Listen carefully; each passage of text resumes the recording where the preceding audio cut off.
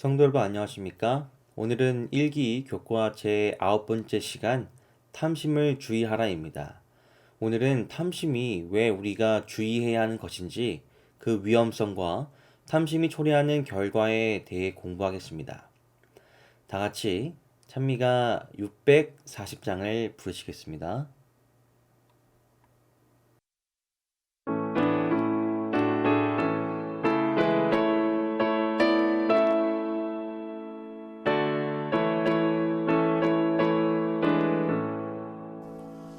주님이 내 맘에 들어와 계시로 변하여 새 사람 되고 내가 늘 바라던 참빛을 찾으니 내 마음은 밝아졌네. 주 내 맘에 와 계시고 주 내 맘에 와 계시고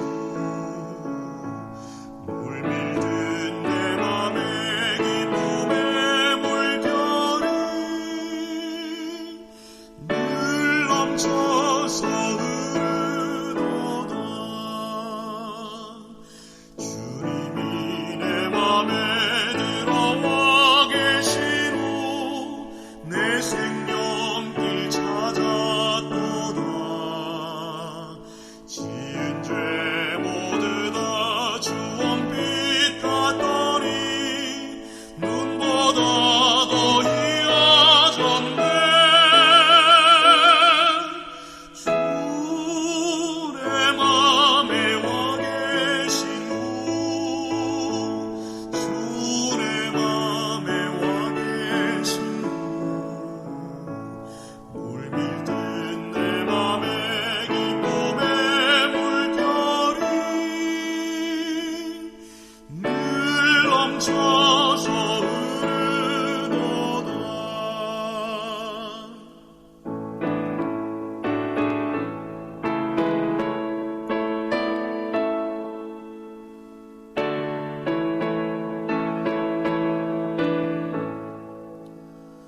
주님이 내 맘에 들어와 계시로 저 하늘 내 본향 살리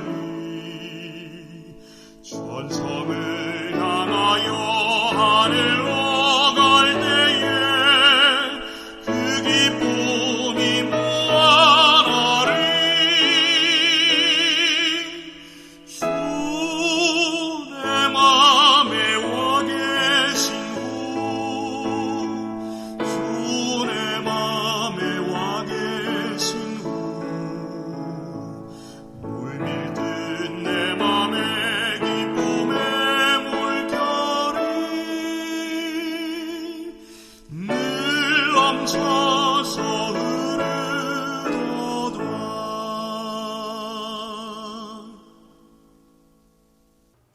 하늘에 계신 아버지 하나님, 이 시작하는 시간에 우리의 마음 문도 열리어 하늘의 가르침을 귀히 듣게 하여 주시옵기를 예수 그리스도의 이름으로 기도드립니다. 아멘.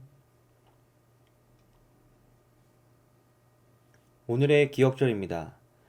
그들에게 이르시되 삼가 모든 탐심을 물리치라.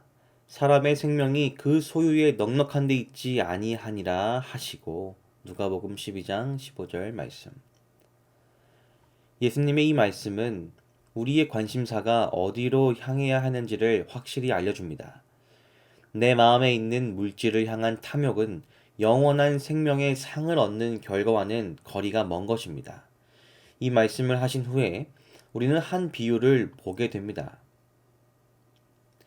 또 비유로 그들에게 말하여 이르시되 한 부자가 그 밭에 소출이 풍성하매 심중에 생각하여 이르되 내가 곡식 쌓아둘 곳이 없으니 어찌할까 하고 또 이르되 내가 이렇게 하리라 내 곡간을 헐고 더 크게 짓고 내 모든 곡식과 물건을 거기 쌓아두리라.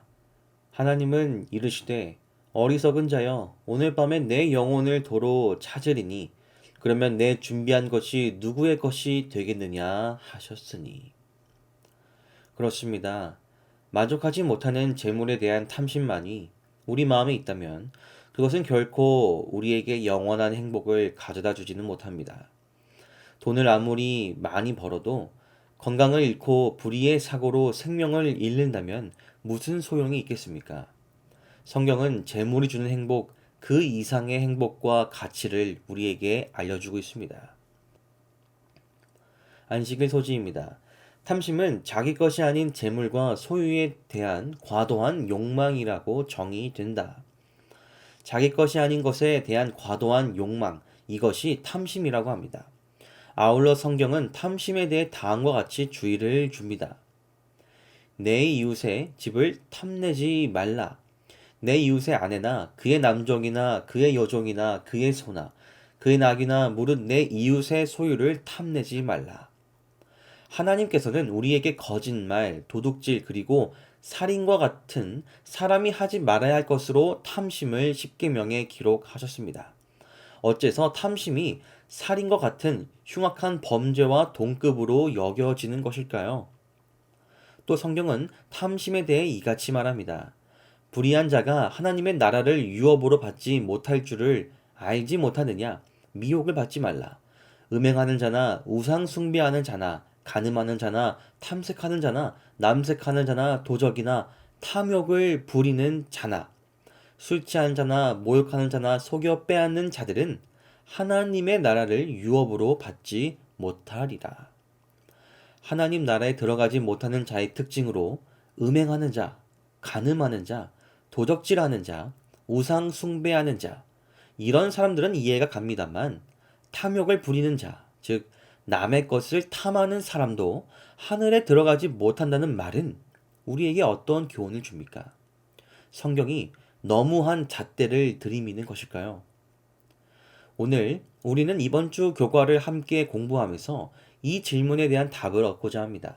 왜 하나님께서는 탐심을 이렇게까지 주의하라고 하셨을까요? 오늘 교과의 순서입니다. 첫 번째로는 탐심의 시작, 일요일 소지에서 근본적인 원죄에 대해 다루겠습니다. 두 번째는 탐심의 사례들입니다. 월요일, 화요일, 수요일 소지입니다. 그리고 마지막 세 번째는 탐심을 이기는 방법을 목요일 소지를 통해서 알아보고자 합니다. 그럼 먼저 일요일 소지, 근본적인 원죄입니다. 완전한 하나님께서 이 세상을 창조하셨는데 어떻게 죄가 생겨났는가에 대한 사람들의 의문에 성경의 대답은 한 피조물의 마음 속에서 죄가 시작되었다고 말하고 있습니다. 너 아침의 아들 계명성이여 어찌 그리 하늘에서 떨어졌으며 너 열국을 엎은 자여 어찌 그리 땅에 찍혔는고 내가 내 마음에 이르기를 내가 하늘에 올라 하나님의 뭇 별 위에 내 자리를 높이리라. 내가 북극 지폐의 산 위에 앉으리라. 가장 높은 구름에 올라가 지극히 높은 이와 같아지리라 하는도다. 계명성이라고도 불리는 루시퍼, 루스벨의 마음속에는 바로 이 탐심이 자리 잡고 있었습니다. 내가 하늘에 올라 내 자리를 높이리라. 지극히 높은 이와 같아지리라고 하는 이 탐욕적인 생각이 그의 마음에 들기 시작하였고 성경은 이를 죄의 시초라고 설명합니다. 살인도 아니고 간음도 아니라 탐심이 죄의 시작이었습니다. 그렇기에 이런 의미에서 탐심은 우리가 절대로 간과해서는 안 될 궁극적인 원죄입니다. 하늘 무리들 중에 최고의 영광을 누리면서도 그는 자기의 지위에 만족하지 않고 감히 창조주만이 받으실 수 있는 존경을 탐냈다. 그는 모든 피조물들이 그들의 애정과 충성에 하나님을 최고로 삼도록 노력하는 대신에 그들의 봉사와 충절을 자기 자신이 받으려고 노력하였다. 이 천사장은 무한하신 하나님께서 아들에게 부여하신 영광을 탐내고 그리스도만이 가지신 대권을 갈망하였다. 천사장 루스벨은 자신이 누리는 것에 만족하지 않고 더 많은 것을 자신이 얻지 못한 것을 더 누리고자 하였습니다. 그리고 그 결과 하나님께 도전하는 일까지 저지른 것입니다. 이러한 탐심은 죄를 야기하였고 더 나아가 창세기 3장에서 첫 인류에게도 죄를 범하게 만들었습니다. 하와가 선악을 알게 하는 나무의 과실을 먹은 것도 사단이 하나님께서 금하신 것을 탐내게 만들었기 때문이었죠. 의심과 탐심으로 범죄에 이르게 된 것입니다. 성경 말씀을 보겠습니다. 너희도 정녕 이것을 알거니와 음행하는 자나 더러운 자나 탐하는 자 곧 우상 숭배자는 다 그리스도와 하나님의 나라에서 기업을 얻지 못하리니. 그러므로 땅에 있는 지체를 죽이라. 곧 음란과 부정과 사욕과 악한 정욕과 탐심이니 탐심은 우상 숭배니라. 바울이 탐심을 우상 숭배라고 언급하는 것은 참으로 흥미롭습니다. 어째서 탐심이 우상 숭배라는 큰 죄의 영역과 동일하게 여겨지는 것입니까? 그것은 탐심은 곧 하나님께서 계셔할 자리에 다른 대상을 두는 마음이기 때문입니다. 바울은 로마서에서 이를 설명합니다. 피조물을 창조주보다 더 경배하고 섬김이 바로 우상 숭배입니다. 우리가 무언가를 탐할 때에 우리의 마음과 생각은 온통 그것으로 가득 차 있을 것이고 하나님이 계실 자리는 전혀 없다는 것이죠.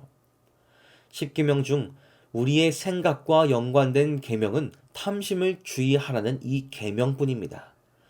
드러나는 죄는 비교적 자각하고 회개하기 쉬우나 드러나지 않는 마음에서 시작되는 탐심의 죄는 상대적으로 자각하기 어렵고 그렇기에 회개하기도 쉽지 않은 죄입니다.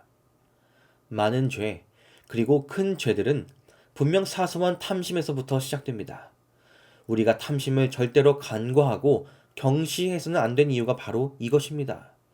내 것이 아닌 것을 자꾸만 쳐다보는 탐욕스러운 생각이 혹시 나의 마음에 있다면 우리가 얼른 그것을 놓고 하나님께 기도하게 되길 간절히 바랍니다. 다음은 월요일 소지 진영 내에 저주받은 물건입니다. 이제 월요일부터 수요일까지는 탐심의 결과로 생긴 사례들을 살펴보겠습니다. 왜 탐심이 죄일까라는 우리의 의문에 답이 되길 바랍니다. 여호수아에 이르기를 내가 노력한 물건 중에 시날산의 아름다운 외투 한 벌과 은 200세겔과 그 무게가 50세겔 되는 금덩이 하나를 보고 탐내어 가졌나이다. 보소서 이제 그 물건들을 내 장막 가운데 땅속에 감추었는데 은은 그 밑에 있나이다 하더라.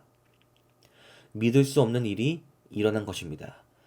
결코 이스라엘이 승리할 수 없이 보였던 여리고 전쟁은 이스라엘의 승리로 끝났습니다. 그리고 이제 그들은 그보다 훨씬 작은 아이성을 공략하였지만 실패합니다. 여러분, 아간은 그의 죄가 밝혀졌을 때 그 물건들은 자신이 탐내어 가졌다고 말합니다. 여기 탐내다의 히브리어는 하마드라고 하며 그 뜻은 몹시 바라다, 갈망하다, 탐내다, 기뻐하다의 의미를 갖고 있습니다. 다시 말해 하마드, 탐내다의 말은 좋게도 쓰이고 나쁘게도 쓰이는 단어입니다.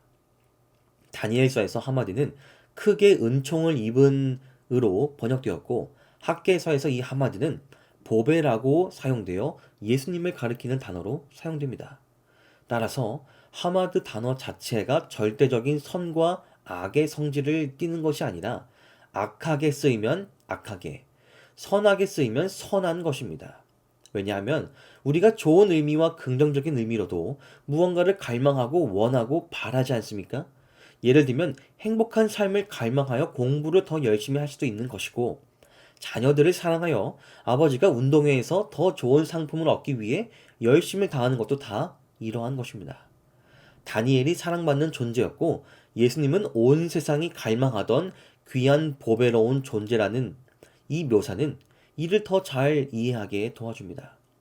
그러나 본문의 아간의 경우 그가 갈망하고 바랬던 것은 하나님께서 금지하신 일이었습니다.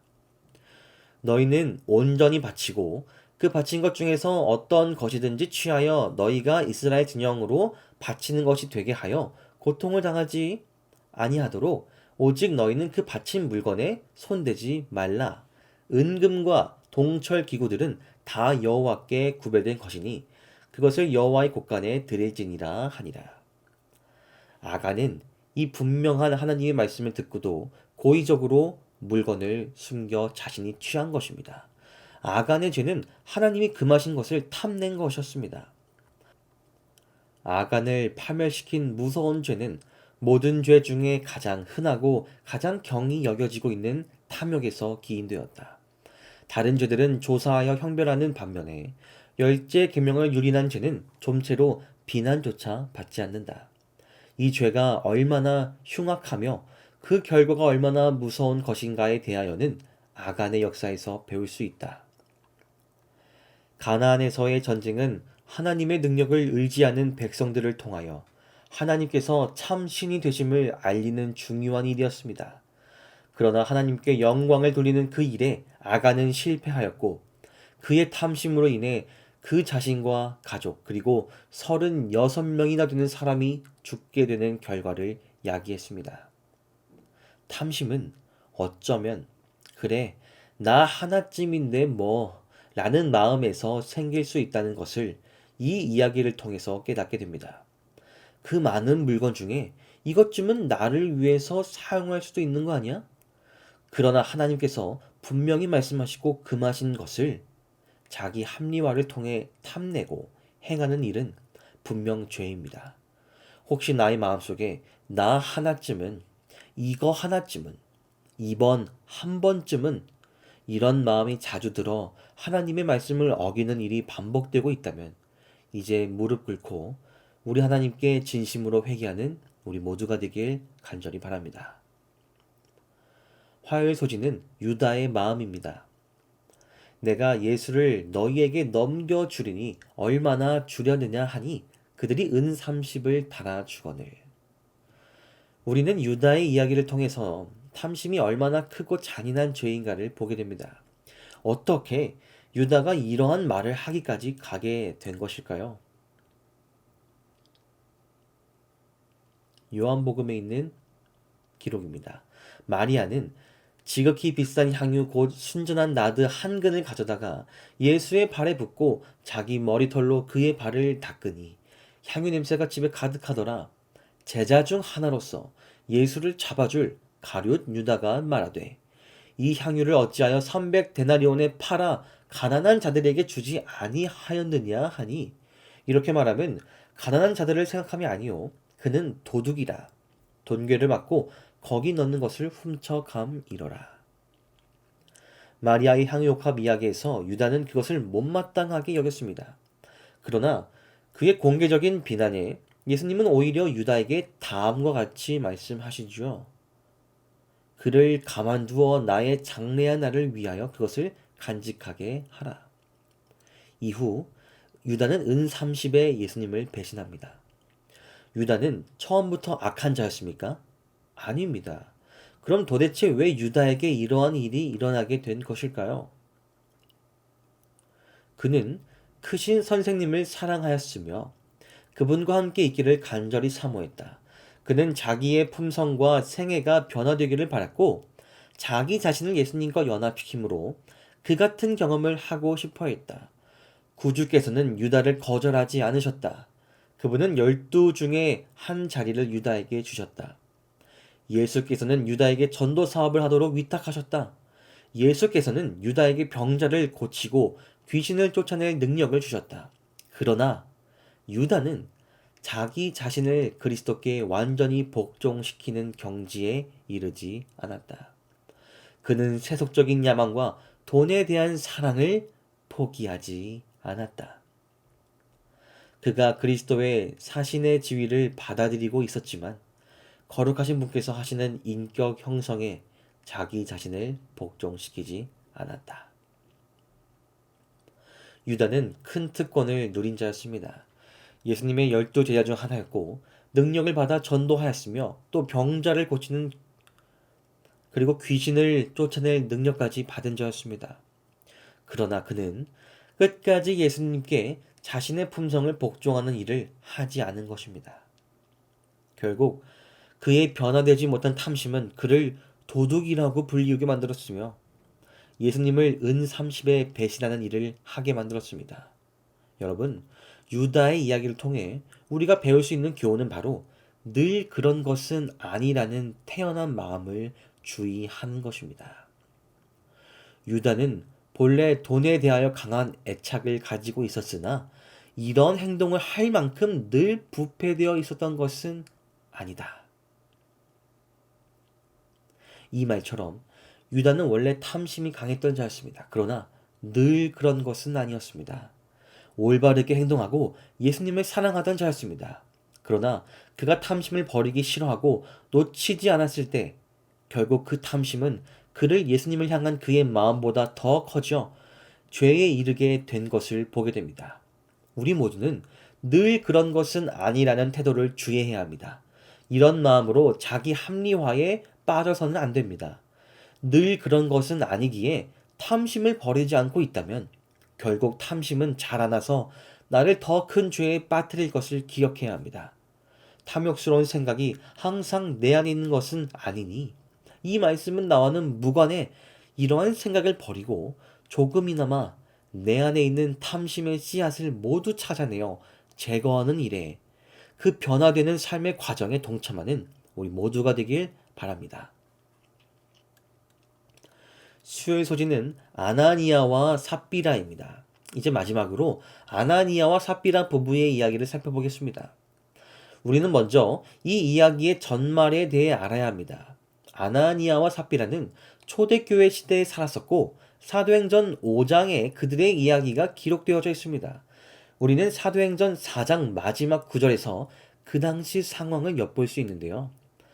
그 중에 가난한 사람이 없으니 이는 밭과 집 있는 자는 팔아 그 판 것의 값을 가져다가 사도들의 발 앞에 두매 그들이 각 사람의 필요를 따라 나누어 줌이라. 구브로에서 난 레위족 사람이 있으니 이름은 요셉이라. 사도들이 일컬어 바나바라 하니 그가 밭이 있음에 팔아 그 값을 가지고 사도들의 발 앞에 두니라. 당시 많은 이들이 하나님께 헌신하였고 특히 바울의 동역자 중 하나인 바나바 또한 자신의 밭을 팔아 하나님의 일에 헌신하는 기록이 있습니다. 이어지는 5장에서 아나니아와 삽비라 또한 바나바의 이러한 헌신에 큰 감동을 받아 자신들이 스스로 하나님께 헌신하겠다는 약속을 한 것으로 보입니다. 그런데 문제는 이후부터였습니다. 아나니아라는 사람이 그의 아내 삽비라와 더불어 소유를 팔아 그 값에서 얼마를 감춤해 그 아내도 알더라 얼마만 가져다가 사도들의 발 앞에 두니.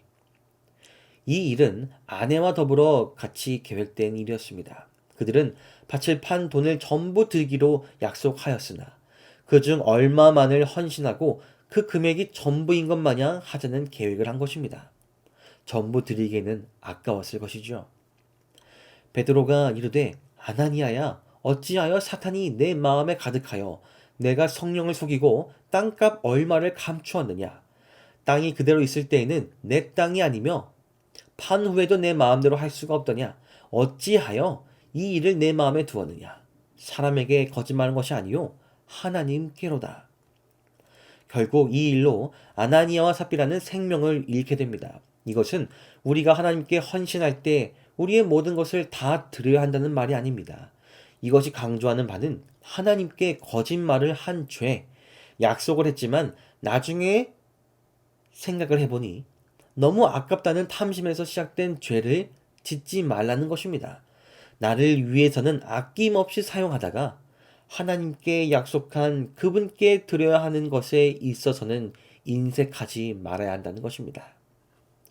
후에 아나니아와 삽비라는 탐욕의 감정을 이기지 못하여 성령을 슬프시게 하였다. 그들은 그들의 약속을 후회하기 시작했고 곧이어 그리스도의 사업에 위하여 큰일을 하려는 소망으로 그들의 마음을 뜨겁게 했던 그 아름다운 축복의 가마를 잃었다. 그들은 저희가 너무 조급하게 결정하였으므로 그들의 결정을 재고해야 한다고 생각하였다. 그들은 그 문제를 여러 번 이야기하였고 그들의 서약을 이행하지 않기로 결정하였다. 그러나 그들은 가난한 형제들을 돕기 위하여 그들의 소유를 나누어 준 사람들이 신자들 중에 크게 존경을 받는 것을 보았고 그들이 이기심 때문에 하나님께 엄숙히 헌납하였다는 것을 바치지 아니하였다는 것을 형제들이 아는 것을 부끄러워하였다. 그래서 그들은 고의적으로 재산을 팔아 그 모든 수입을 공공기금으로 바치는 척하면서도 실제로는 그 몫을 따로 떼어두었다. 이리하여 그들은 공공자금으로 그들의 생계도 유지하고 동시에 형제들의 존경을 크게 얻고자 하였다. 그러나 하나님께서는 위선과 거짓을 미워하신다. 아나니아와 삽비라는 하나님과의 거래에 있어서 기만을 행하였고 성령에게 거짓말을 하였으므로 그들의 죄에 대해 신속하고도 무서운 형벌을 받았다. 그들은 자신들의 이익을 취하면서도 바나바와 같은 존경을 얻고자 하였습니다. 탐심, 죄는 우리의 이성을 가립니다. 전지하신 하나님께서 모르시는 것은 아무것도 없습니다. 여러분, 아나니아와 삽비라의 이야기는 탐심이 얼마나 창조주를 기만할 수 있게 담대한 범죄를 저지르게 하는지 보여줍니다. 탐심은 실로 죄악입니다. 목요일 소지 탐심 극복하기입니다. 이제 이 모든 탐심을 이겨내는 방법에 대해 알아보겠습니다. 우리는 먼저 하나님의 약속을 믿어야 합니다. 사람이 감당할 시험 밖에는 너희가 당한 것이 없나니 오직 하나님은 미쁘사 너희가 감당하지 못할 시험 당함을 허락하지 아니하시고 시험 당할 즈음에 또한 피할 길을 내사 너희로 능히 감당하게 하시느니라. 분명 하나님께서는 우리가 감당할 수 있는 시험만을 주신다고 하십니다. 그리고 그 유혹을 이길 길을 주신다고 약속하셨습니다. 이어지는 말씀은 이번 교과를 공부한 우리에게 큰 힘을 더해줍니다. 그런즉 내 사랑하는 자들아 우상 숭배하는 일을 피하라. 앞서서 탐심이 우상 숭배라고 하였던 것을 기억할 때 우리는 분명 우상 숭배와도 같은 탐심의 유혹으로부터 이길 힘을 분명히 받을 것입니다. 이 약속을 기억하면서 우리가 해야 할 세 가지가 있습니다. 첫 번째는 하나님을 섬기고 그분께 의지하며 그분의 가족으로 살기로 결심하기입니다. 이 세상의 재물이 아니라 하늘의 왕이신 하나님을 나의 주인으로 선택하는 것입니다.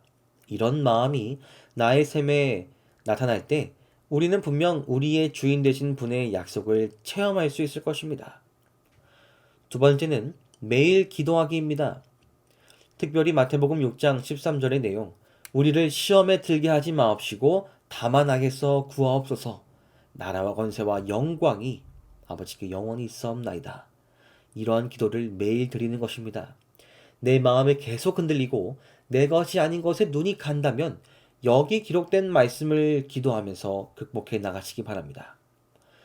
마지막 세 번째는 정규적으로 성경을 공부하기입니다. 시편 기자가 기록했듯이 하나님의 말씀을 꾸준히 연구하고 그 말씀대로 따라 살려고 노력한다면 이 땅에서 우리의 유혹을 모두 견뎌내신 분께서 능히 우리로 하여금 그분처럼 이길 방법을 알려주실 것입니다. 자, 이제 오늘 공부를 정리하겠습니다. 첫 번째로 탐심이 모든 죄의 원인임을 깨달았습니다. 그리고 내가 실패하고 넘어지는 문제의 근원에는 탐심이 있음을 느꼈습니다. 마지막으로 기도와 말씀으로 하나님의 뜻을 따르며 탐심을 이기기로 이제 우리가 결심해야 합니다. 이번 주 교과의 결론입니다. 탐심은 루시퍼를 반역하게 한 심각한 죄의 원인이며 하늘나라에 가지 못하게 하는 요인입니다. 탐심은 위대한 승리의 빛을 바라게 하며 우리를 은혜의 자리에서 벗어나게 합니다. 드러나는 행동보다 보이지 않는 마음의 문제를 극복하기가 훨씬 어렵습니다. 말세의 고통도 탐심과 연결되어 있으나 하나님은 이런 문제를 이기도록 우리를 도울 수 있습니다. 재림 성도 여러분, 혹시 이미 나는 늦었다고 생각하십니까? 혹은 여전히 나와는 아무런 상관이 없는 이야기처럼 들리시나요? 금요일 소지입니다.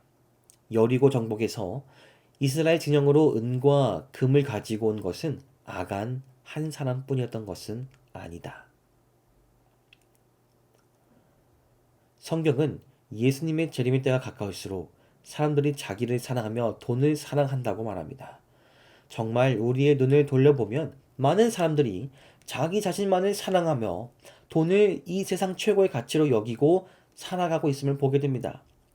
세상이 점점 마지막 때를 향해 가고 있음을 볼 때 하나님의 남은 백성으로 살아가기 위해 우리는 탐심을 극복해야 할 것입니다. 여리고 정복에서 많은 이들에게 마지막 기회가 주어졌음을 기억합시다. 그리고 이제는 우리에게 주어지는 마지막 기회를 우리가 붙잡아야 합니다. 탐심을 우리의 마음에서 제거해야 합니다. 회개하고 다시 우리 주님께로 돌아가야 합니다. 너희는 여호와를 만날 만한 때에 찾으라. 가까이 계실 때에 그를 부르라. 악인은 그의 길을, 불의한 자는 그의 생각을 버리고 여호와께 돌아오라. 그리하면 그가 긍휼히 여기시리라. 우리 하나님께로 돌아오라. 그가 너그럽게 용서하시리라. 아멘. 이 약속을 기억하며 내 삶의 모든 탐심을 물리치는, 그리하여 영원한 생명을 누리는 기쁨을 얻는 저와 여러분이 되길 바라며 교과를 마치겠습니다. 이번 주 안식일 교과 시간에 나눌 질문들입니다. 다 같이 기도하시겠습니다. 하늘에 계신 하나님 아버지, 하나님의 사랑을 깨닫고 예수님을 따라 살려고 노력하지만 여전히 우리의 마음에 탐심이라는 큰 죄의 불씨가 남아있음을 고백합니다. 이런 우리를 위해 성경에 여러 약속들을 기록해 주셨음에 감사드립니다.